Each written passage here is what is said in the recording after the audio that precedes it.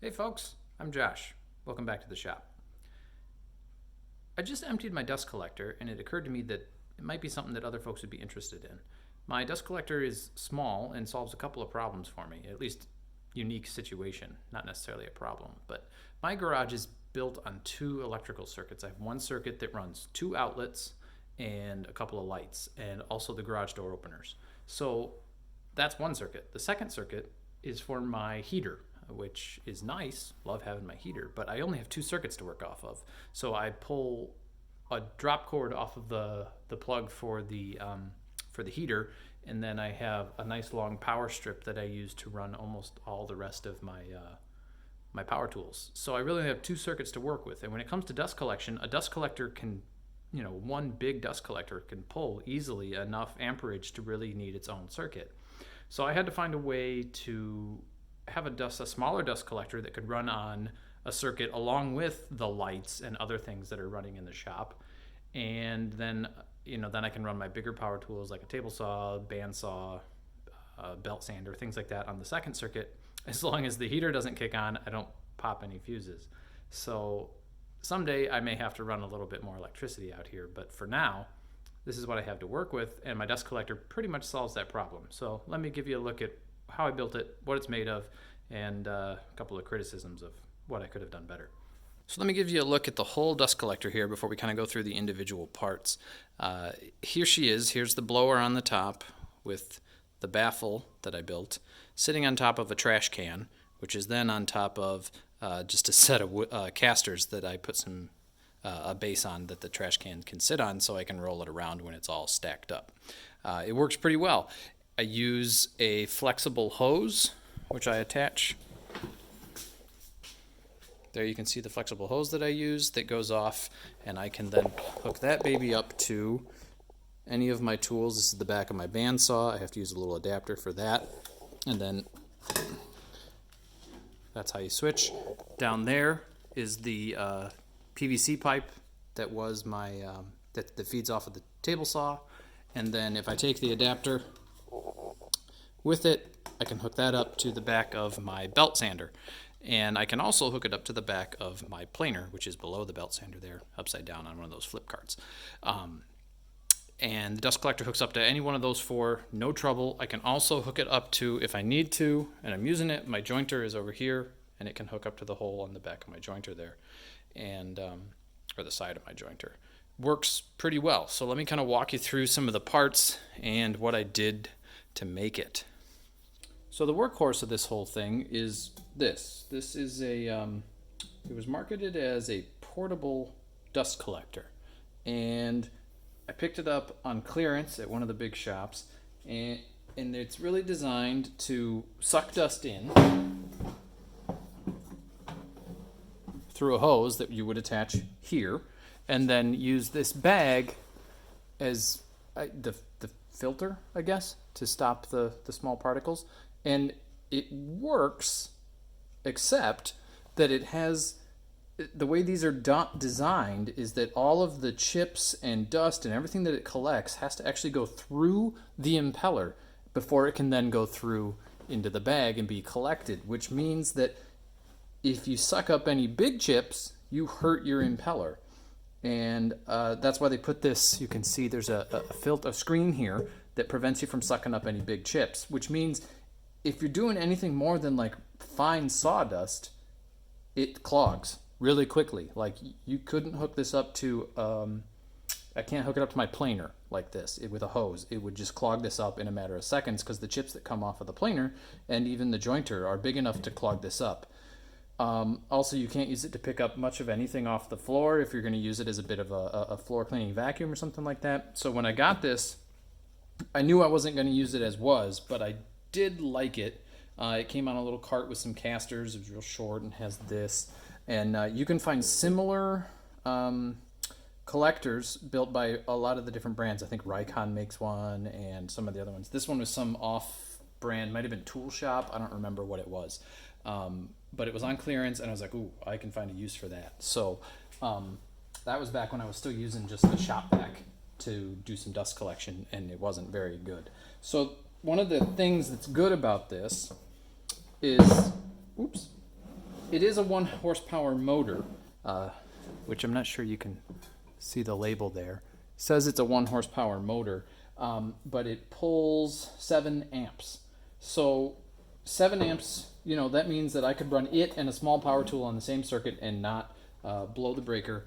And 1 horsepower, it's not a ton of power. The big dust collectors run 3 horsepower engines or more, and move a lot more air.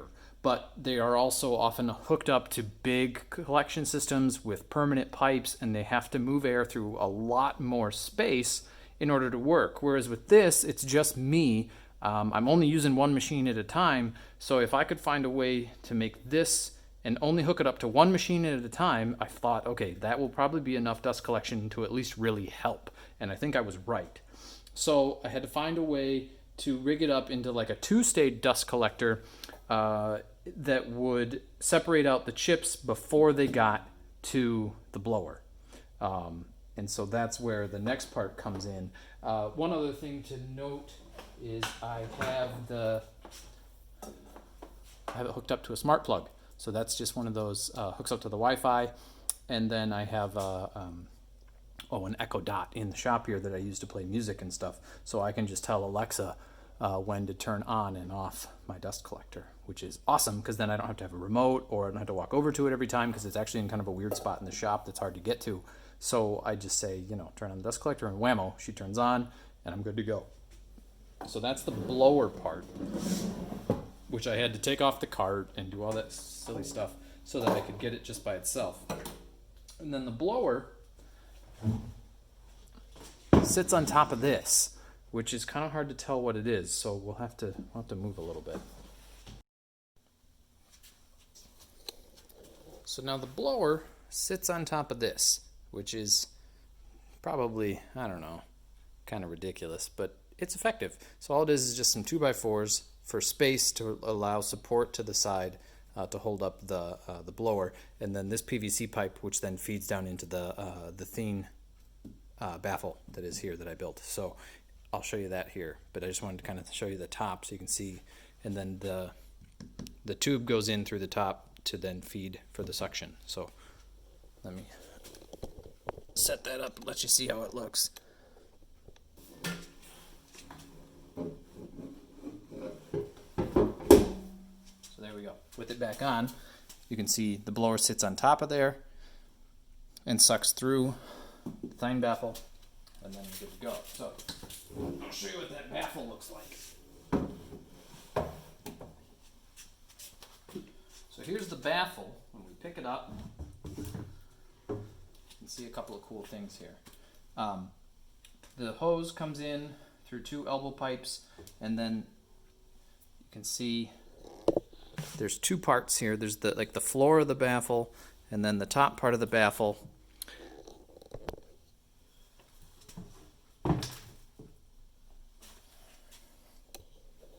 So there we go. The bottom part of the baffle is just 1/4 inch, I think that's hardy board. There we go. Here's the bottom of the baffle. It's like 2 circles. There's the smaller inner circle that is like 1 inch smaller in total diameter than where it sits in the trash can, and then this top part of the circle is a bigger circle that it would, you know, it's based on a bigger circle that just touches the side of the trash can when it's in there to create that cyclone effect, and that works. So that's based on the design that I saw by, I think you call it a Thien Baffle, Thien, Thien. And so that's the bottom part. And then it is attached with some threaded, it's upside down now.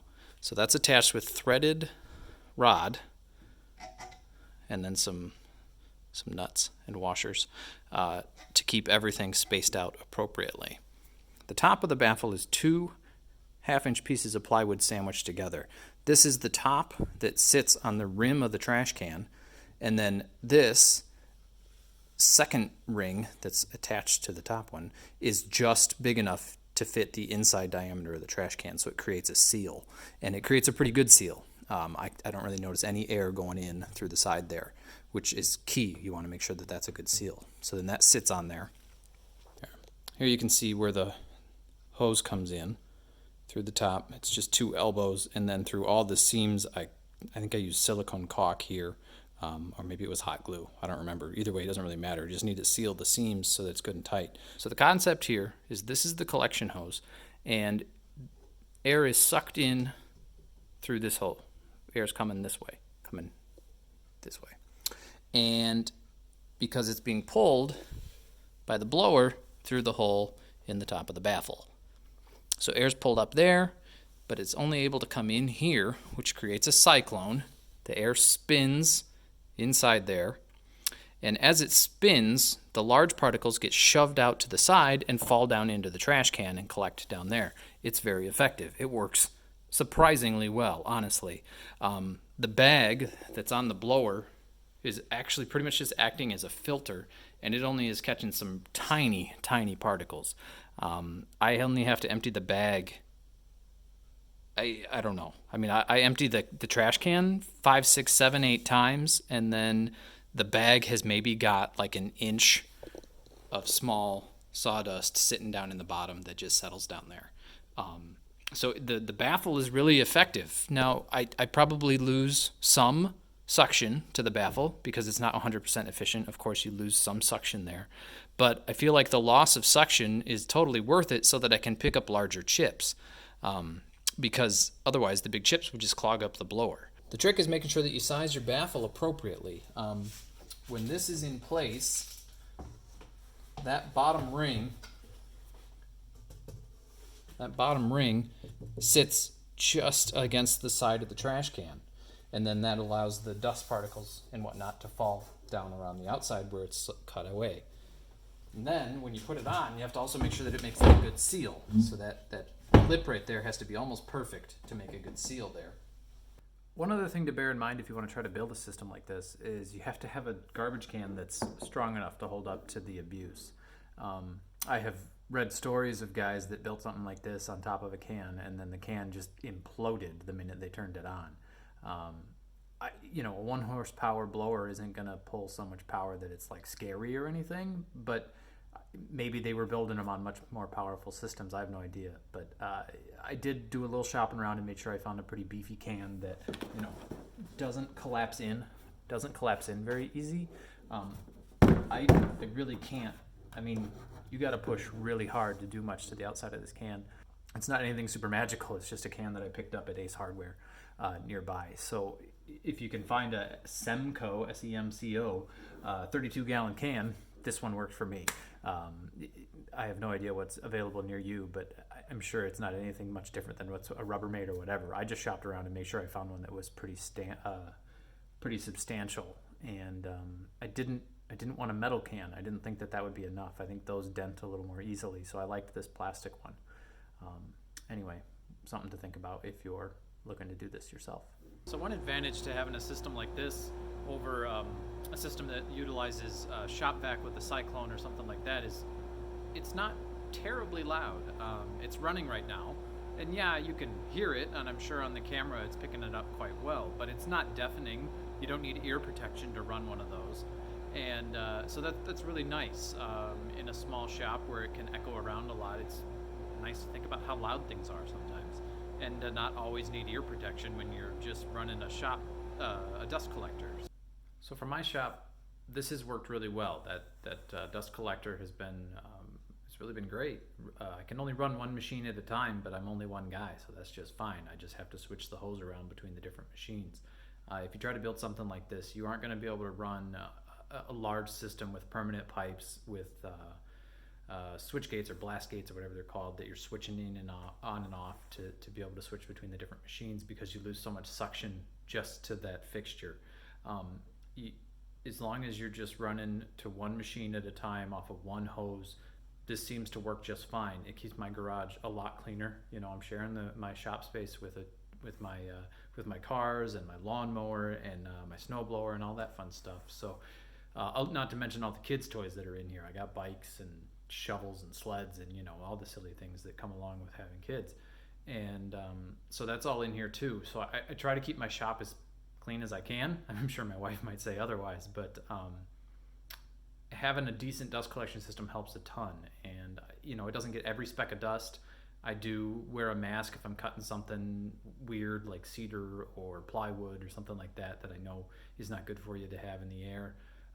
But otherwise, I can run most of my machines and not have to worry too much that that does collect most of the dust. It has enough collection to be really useful. And if you're looking to build something like this for yourself, shop around for the parts. Use scrap when you can, of course. And the biggest expense is the blower, the vacuum, whatever you want to call it. And if you can find one used, I bet you could use like one of those floor blowers that they use in like restaurants and stuff after they mop the floors to blow the floor. I bet you could totally rig one of those to do exactly the same thing. I mean, it's basically the same idea. You just want to have something, and then you need a filter for it. So this worked well because it had the bag that already had a filter. You can find similar portable dust collection systems for sale in stores, and people sell theirs on Craigslist or whatever you have for used stuff. So if you can find a used blower, or like I did, a clearance blower, that really cuts the cost down of this a lot. I think I built this whole thing with the blower for like $60. But that was all because I got the blower for like 50, I think, which normally they're probably up around 100, 120. I haven't even looked in a couple of years. So anyway, hopefully this was helpful. If I can be of any help, shoot me a message, leave a comment, something like that. And have a good day. Thanks.